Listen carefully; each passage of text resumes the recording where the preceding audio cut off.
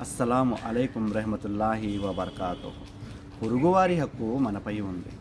ఒకప్పుడు పరిస్థితి ఎలా ఉండేదంటే, మన ఇంట్లో శుభకార్యమైన బాధ సమయమైన ఇరుగు పొరుగువారు కుటుంబ సభ్యుల్లా మనకి తోడుగా ఉండేవారు. మరి ఇప్పుడు పక్కన ఉంటుంది ఎవరో కూడా మనకి తెలియని పరిస్థితి. అదే అపార్ట్మెంట్లలో అయితే పక్కన ఉన్న వారి పేరు కూడా మనకి తెలియదు.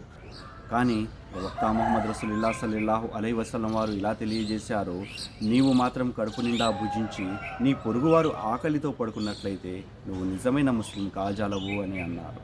గుర్తుపెట్టుకోండి మిత్రులారా, పొరుగున ఉన్నది ముస్లింలైనా ముస్లిమేతరులైనా వారి పట్ల శ్రద్ధ వహించండి.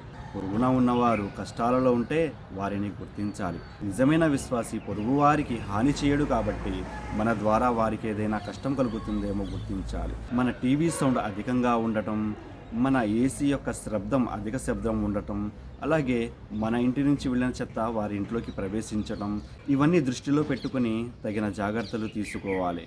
పొరుగువారు కనబడినప్పుడు చిరునవ్వుతో పలకరించండి. జజాకల్లాహు ఖైరన్.